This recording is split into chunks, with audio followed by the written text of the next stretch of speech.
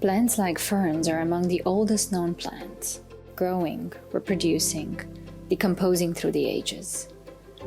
In the medieval times, mysticism, fear, and superstition surrounded these plants because they knew that without flowers, ferns could have no seeds, and they questioned how such plants could reproduce. Unlike flowering plants with a few seed pods, the ferns shed their dust-like reproductive organs by the millions.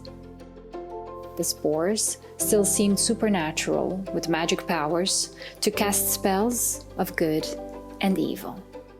I'm very inspired by nature, pretty much on every aspect, on every project. What's beautiful about nature is that it's like an organized chaos, right? And it has a lot of perfection in its imperfections, and that's what makes things beautiful in my sense. Inspiration is all around us, and it helps us to develop the imagination.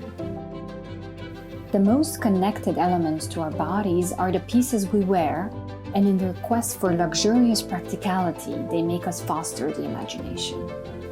Just like the architectural work, design at the smaller, more immediate scale offers a view into my inspirations, the thinking process, and it allows me to connect to the natural world in a more intimate way.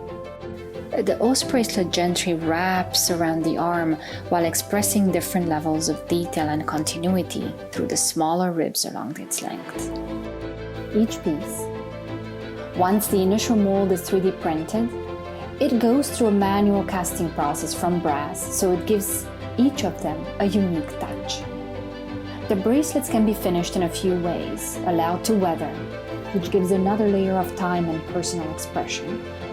Or they can be electrocoated or gold-plated. It gives a beautiful, luxurious finish. Named for the Latin word of bone, os was born out of a desire to understand natural design forms as they relate to humans on a smaller scale. And as a brand, os focuses on creating luxury design at the fusion of technology and craftsmanship.